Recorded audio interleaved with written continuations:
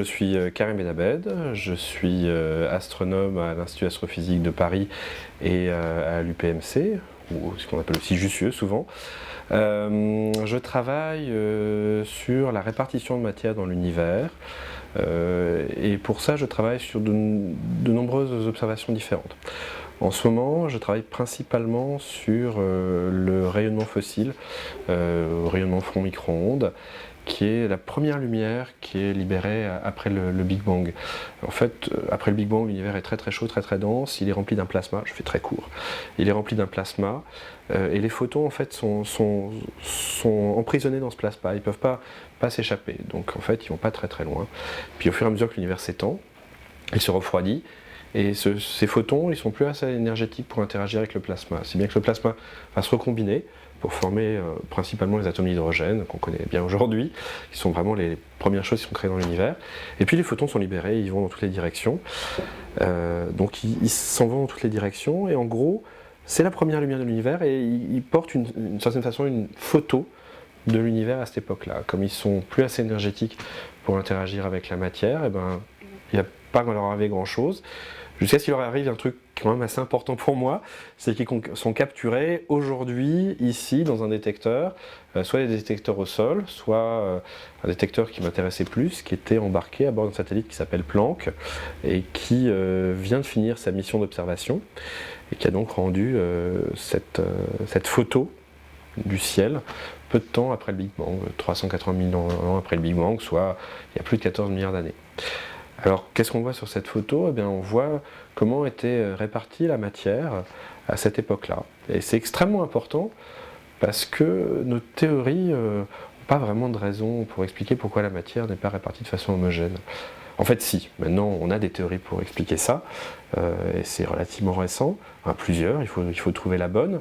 Mais en gros, on voudrait savoir pourquoi la matière est répartie comme elle est aujourd'hui, pourquoi on a ces galaxies qui s'arrangent en des grands amas, qui s'arrangent en des grands filaments, etc. Et pour expliquer ça, on a besoin de repartir à ce qui s'est passé peu de temps après le Big Bang, et donc de voir cette photo-là. Donc voilà, c'est ça que je fais. J'utilise cette photo-là pour comprendre la distribution de matière dans l'univers, et comprendre comment cet univers a évolué, et comprendre pourquoi il avait pourquoi les propriétés de ces répartitions de matière sont telles qu'elles sont aujourd'hui et sont telles qu'elles sont à l'époque. Alors ça, c'est une première famille d'observations. Il y a d'autres façons de voir la répartition de matière dans l'univers. Une autre façon, c'est tout simplement de regarder les galaxies. Si on regarde les galaxies, on voit où est la matière. Alors on ne la voit pas toute, malheureusement. C'est un peu comme, il y a eu il n'y a pas longtemps une image de la Terre de nuit de la NASA, qui est une très belle image, où on voit les zones sombres, et puis les zones éclairées, là où on habite en fait.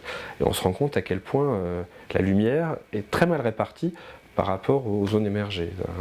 Un extraterrestre qui regardera la Terre que de nuit, s'il veut reconstruire la forme des continents juste en regardant la lumière émise, il aura beaucoup de mal. Il verra bien l'Europe, ça c'est sûr, il verra très très mal l'Afrique, ou juste des petits bouts. Donc si on regarde la lumière émise par les galaxies, on a une façon assez biaisée de voir comment est répartie la lumière dans l'univers. Encore une fois, c'est comme si on essayait de deviner la forme des côtes juste en regardant où sont les phares. Ça suit plus ou moins bien.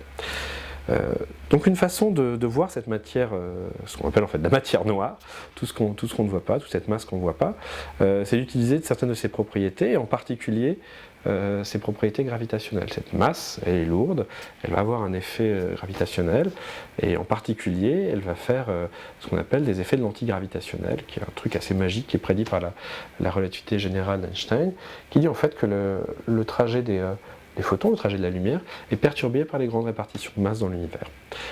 Alors, si on voit ces points lumineux, et qu'en fait on ne voit pas seulement des points lumineux, mais des choses un peu étendues, on voit des objets, et qu'on voit que ces objets sont déformés, eh ben, on va pouvoir essayer de reconstruire toute la matière qu'on ne voit pas, juste par l'effet de déformation que cette matière va avoir sur la lumière. C'est encore une fois assez magique. Alors on peut faire ça en utilisant des galaxies d'arrière-plan, et c'est aussi quelque chose auquel je participe, mais on peut aussi, et je vais revenir au premier point, le faire en utilisant la lumière du rayonnement fossile. Cette lumière du rayonnement fossile est déformée. Cette déformation, on peut plus ou moins facilement la reconstruire, et à partir de ça, on peut faire un truc assez incroyable, c'est qu'on peut faire une carte de la matière dans tout l'univers. C'est une carte de très mauvaise qualité, il faut bien le dire. C'est très très bruité, notre instrument Planck est vraiment à la limite de pouvoir faire ça, mais ça va s'améliorer dans l'avenir. Et on vit aujourd'hui un instant qui est vraiment fabuleux parce que on est capable d'avoir pour la première fois une carte complète de toute la matière dans l'univers. C'est un petit peu comme les premières cartes du globe, c'est un moment assez décisif. Donc voilà, je m'intéresse à cette répartition de matière dans l'univers, que je vois de différentes façons, soit en regardant une photo des tout débuts de l'univers, et ça me donne la répartition de matière dans l'univers il y a très très très longtemps, soit en regardant comment cette photo est déformée, et ça me donne une information sur toute la répartition de matière depuis l'époque de cette photo jusqu'à aujourd'hui. En gros, je suis une sorte de cartographe, mais avec des télescopes et des satellites, des choses comme ça. Voilà, ça c'est mon métier. Alors, ce qui est intéressant dans ce métier, c'est qu'en fait, c'est assez lié à des choses très terre à terre.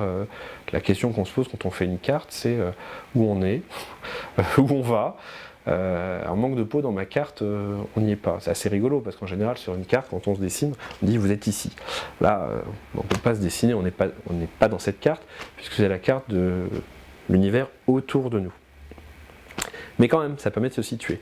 On est là, sur la Terre, autour du Soleil, dans cette galaxie, dans cet univers. Et ça, je trouve ça assez intéressant. Un dernier point, une anecdote peut-être, parmi les choses qu'on peut faire avec ces mesures-là, et ça c'est quand même assez chouette, on peut mesurer la vitesse de la Terre, du Soleil, de notre galaxie, par rapport à ce rayonnement fossile. En fait, à cause, ou grâce à la relativité générale, on prédit encore une fois que cette carte va subir une déformation qui est due au déplacement de nous, sur la Terre, autour du Soleil, dans la galaxie, par rapport au rayonnement fossile. Si on veut, le rayonnement fossile, on peut considérer que lui, il ne bougeait pas au moment où il était émis, mais que nous, on bouge par rapport à lui. Et exactement, de façon similaire, lorsqu'on écoute une ambulance passer, on entend le son qui change quand elle est devant nous et quand elle est derrière nous. Eh bien, quand on regarde cette carte du rayonnement fossile, on voit ses propriétés légèrement changer devant ou derrière. Et ça nous permet de calculer notre vitesse par rapport à ce rayonnement fossile. Donc voilà, je résume, je fais des cartes, je travaille sur une expérience qui sert à apprendre plein de choses sur l'univers, mais qui sert aussi à savoir où on est et à quelle vitesse on va. C'est quand même assez terre à terre. Et je crois que c'est assez intéressant d'expliquer ça aux gens. Ce qu'on fait, c'est ancré aussi dans des préoccupations du quotidien. Pourquoi est-ce que je participe au projet Out of Atmosphere ?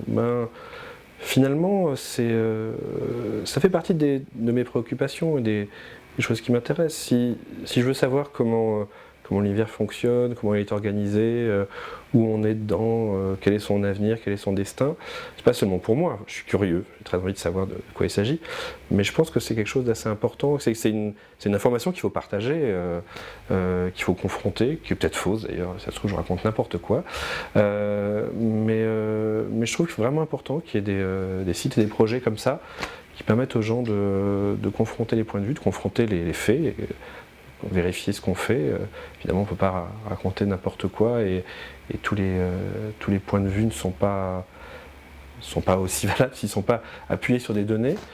Mais je crois que c'est important. Le travail de chercheur, c'est d'amener ces données, essayer de les mettre en perspective, les comprendre, faire des prédictions, les vérifier. Et ça, c'est très bien. C'est mon métier de tous les jours. Puis un dernier point, c'est une fois qu'on pense avoir compris, qu'on pense avoir fait une synthèse, c'est présenter ces faits au public, à tout le monde, les partager, les savoir et faire savoir. Et j'ai l'impression que le projet Out of Atmosphere partage avec moi ce but.